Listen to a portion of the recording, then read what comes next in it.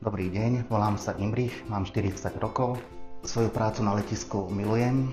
Do výzvy EasyDiet som sa zapojil preto, lebo som za 2 roky, vlastne počas covidu, pribral 13 kg a chcel by som to vrátiť späť. Práca na letisku vyžaduje flexibilnú pracovnú dobu.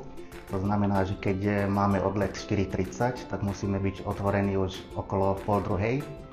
Takže mám nepravidelný režim. Niekedy sa aj prijedám, alebo tá strava je ináč daná. Napríklad na raňajky sa viac naraňajkujem a potom vynechávam ten obed a potom si dám zas večeru a tam zase sa prejedávam. Mojím cieľom je zmeniť úplne životosprávu, tým pádom začať aj cvičiť, chodiť do fitka a vrátiť vlastne tú váhu, ktorú som dlhé roky udržiaval, a to je 78-80 kg. Teraz momentálne mám 91 a som s tým nespokojný.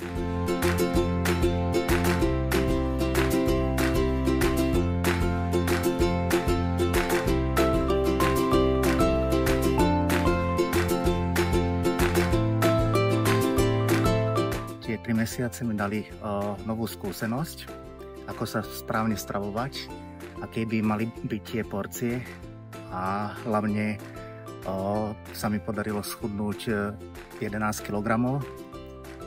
Cítim sa sebavedomejšie, som motivovaný pokračovať v tom. Osvojil som si skladbu jedálnička, tým, že teraz v lete mám množstvo zeleniny na záhrade, tak sa teším, že to môžem kombinovať do jedálneho lístka. Najväčšia výzva bola pre mňa to nakopnúť sa a ísť do toho fitka a začať cvičiť. Ako som prišiel, tak som došiel na to, že ma to celkom baví a odtedy už skoro 2 mesiace intenzívne cvičím. Cvičím 2-3 krát do týždňa. Pohyb bol vlastne kardio, silový tréning a cvičenie klasicky s činkami a so strojmi.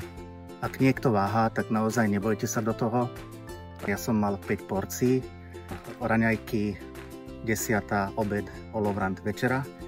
A niekedy už tá večera už bola taká, že už by mi ani nechýbalo, lebo predtým som bol naučený sa stravovať 2, maximálne 3 krát, tak to som mal 5 krát stravu za deň.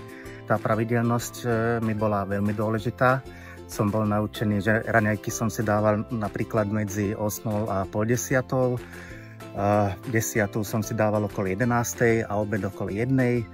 A tak to u mňa bolo nastavené. Snažil som sa to dodržať čo najviac, ako sa dalo. A samozrejme, že niekedy to nešlo. V rámci tých 3 mesiacov som bol aj na PN-ke. Mal som zdravotné problémy, tak tam mi až tak ani nechutilo, ale som tu. Keď som začínal v tom marci, tak som mal 93, teraz mám 82 kg a samozrejme, že chcem tom pokračovať, takže určite to bude ešte aj viacej a verím tomu, že to zvládnem. Najväčší benefit je to, že mi EasyDiet mi umožnil spoznať, že aká je tá správna strava, ako by to malo celé vyzerať, za čo som nesmierne vďačný. Mal som možnosť ochutnať nové jedlá, nové kombinácie a je to dobrý príklad pre mňa do budúcna, že ako nakombinovať